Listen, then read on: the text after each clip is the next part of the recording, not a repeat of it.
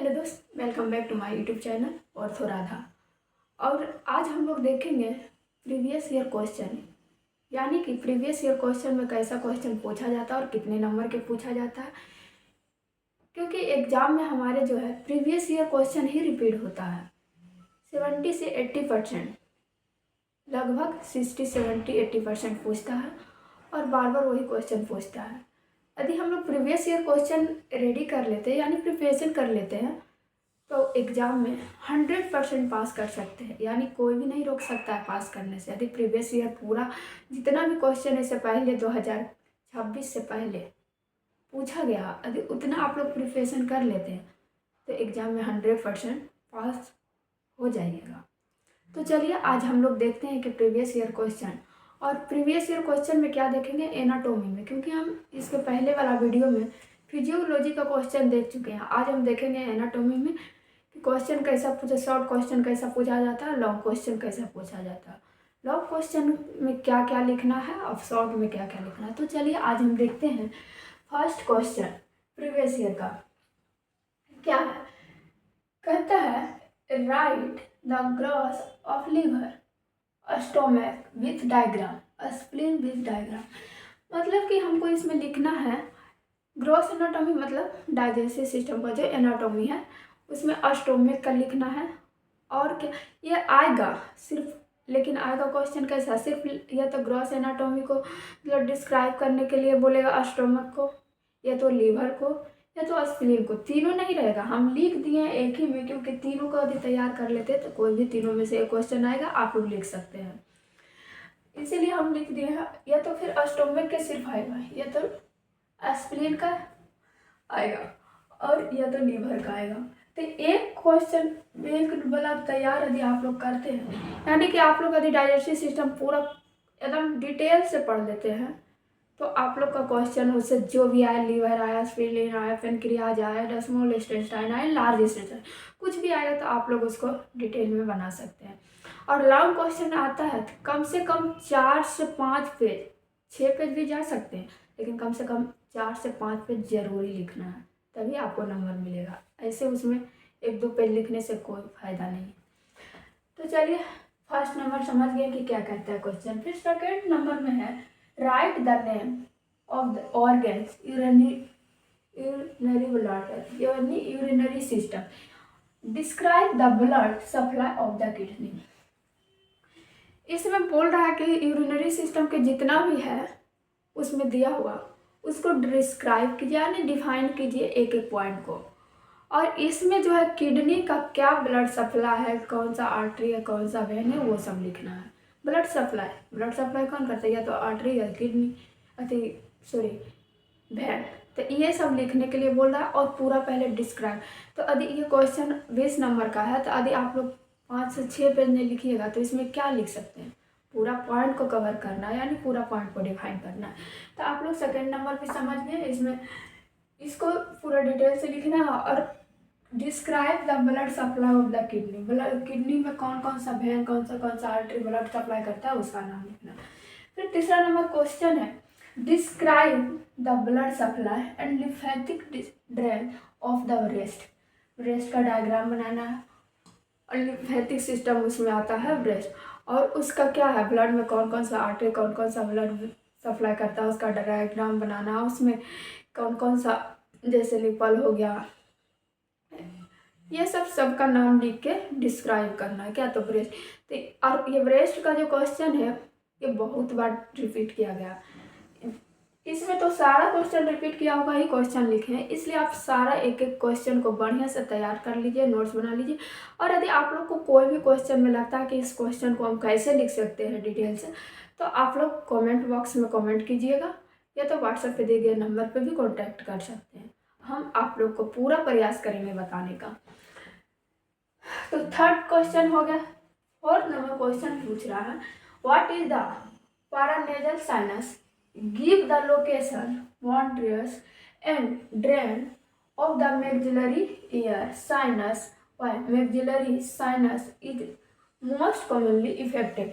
ये जो साइनस हमारा है पैरानेजल साइनस में मैक्सिलरी है, जो भी साइनस है सबको नाम लिखिए, इसको जाके आप लोग सर्च कीजिए। यदि इसमें भी दिक्कत होता है तो आप लोग दिए गए नंबर पर कॉन्टैक्ट कीजिए, हम कॉपी में लिख के आप लोग को बताएंगे कि कैसे इसका क्या डिटेल बताना है।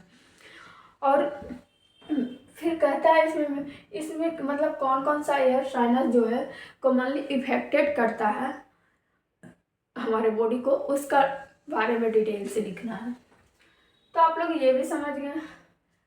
फिर कहता है what are the main muscle of mastication. Main muscle of mastication यानी कि हमारे माउथ में जो भी मसल है फेस में, उसके बारे में हमको लिखना है। और उसमें कौन कौन सा ओरिजिन है, इंसर्शन है, नर्व है, कौन सा नर्व सप्लाई करता है, क्या इंसर्शन है, क्या ओरिजिन है, ये सारा चीज़ लिखना है। तो आप लोग नर्व सप्लाई मसल यदि पढ़े होंगे पूरा डिटेल में तो सबका नर्व सप्लाई, इंसर्शन, ओरिजिन सबका पढ़े होंगे। और यदि नहीं पढ़े होंगे तो आप लोग पढ़ लीजिए जाके, क्योंकि इससे एक क्वेश्चन फिक्स है देना मसल। फिर ये तो हो गया 20 नंबर का, इतना डिटेल से गया 20 नंबर का क्वेश्चन, ये 1 2 3 4 5 तक है। अब शॉर्ट क्वेश्चन में क्या आता है कि मतलब 5 क्वेश्चन दे दिया और उसमें 3 क्वेश्चन को आप लोग को डिफाइन करने के लिए बोल रहा है। तो शॉर्ट क्वेश्चन में कितना लिखना है, कम से कम 2 से 3 पेज में, 2 से 3 पेज में लिखिएगा तो अच्छा मार्क्स मिलेगा।